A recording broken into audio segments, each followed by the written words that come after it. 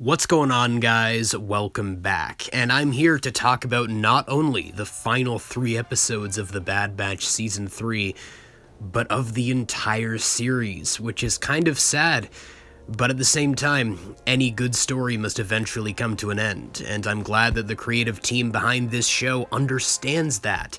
So, without further ado, let's start things off with Episode 13, Into the Breach. Right away, I love the sense of tension this episode was able to pull off, because on the surface, it's no different than one of the Bad Batch's typical missions. They've got to sneak into a facility to extract an individual or some information, but the stakes feel high, because the writers have proven they're more than willing to take risks after what happened to Tech at the end of Season 2. If one of the team got knocked off unceremoniously or something went horribly wrong, it wouldn't have been out of the realm of possibility. The final few minutes of this episode were simply a masterclass in suspenseful storytelling, after Echo has boarded a science vessel headed for Tantus and deactivates the sensors so the rest of the squad along with Rampart can attach themselves to the ship's hull. Hunter pulls off one of the riskiest maneuvers in the entire series, for a moment leading me to believe they might not be successful, only for them to latch onto the ship a millisecond before it jumps into hyperspace. In the 14th episode, Flash Strike just keeps up the suspense as the Batch are shot down almost immediately upon their arrival at Tantus. Another demonstration of Hemlock's competence as a villain. Overall, I was surprised by how funny this episode was despite the tense atmosphere. Rampart's scream, which has become iconic at this point, or Echo's great line, "Thanks for the hand," after stealing a protocol droid's hand in order to disguise his scomp-link. Speaking of Rampart, he's been a surprisingly fun addition to the cast, and we get a solid character moment between him and Crosshair, calling back on their shared history as he states that they're one and the same.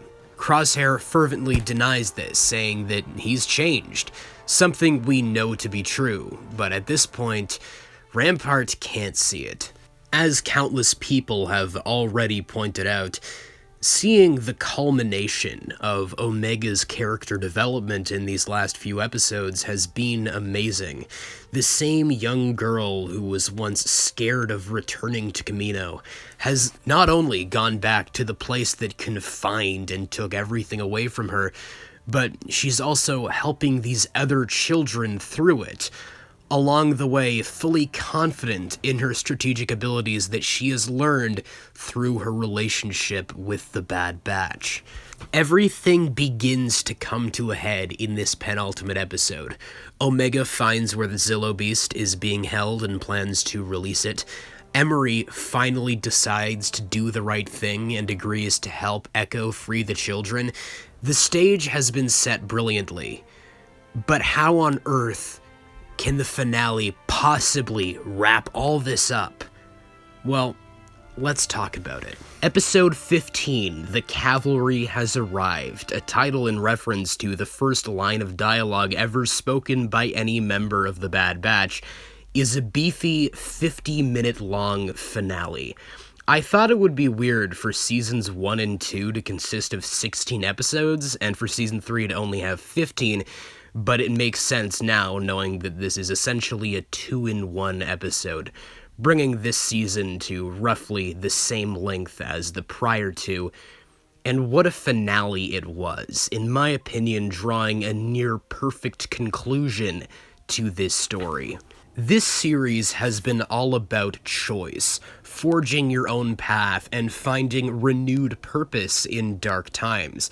This idea is reflected in all the characters, but no two characters exemplify this idea better than Emery and Rampart, two sides of the same coin. Emery is a good person, trapped by a cruel system who proves that she can change for the greater good. Rampart, on the other hand, shows that He's incapable of change, remaining the same selfish bastard he's always been, attempting to use Hemlock's research to regain some favor with the Empire. But it's his arrogance that kills him.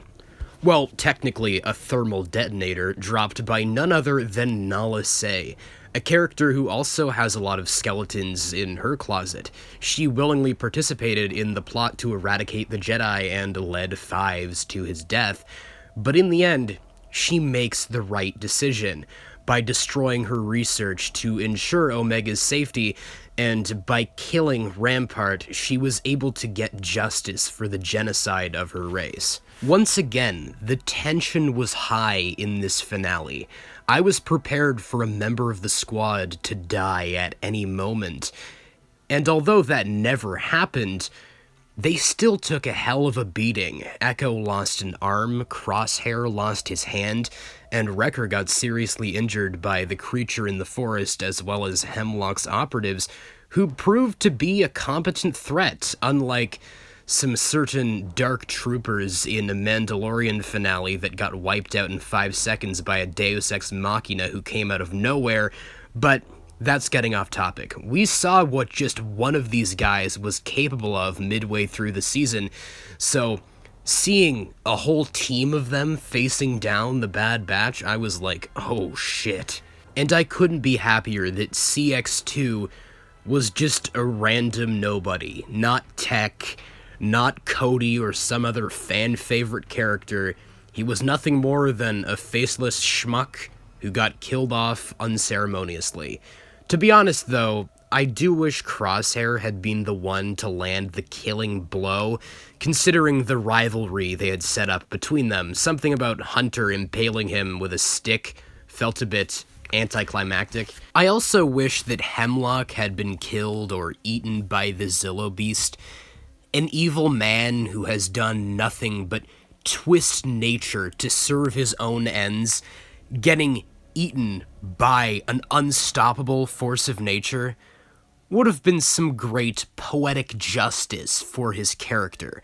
Don't get me wrong, Hunter and Crosshair blasting him into oblivion was immensely satisfying to see, and Crosshair overcoming his fears by making the shot that saves Omega, her rushing to embrace him immediately afterwards, was the perfect conclusion to his character arc.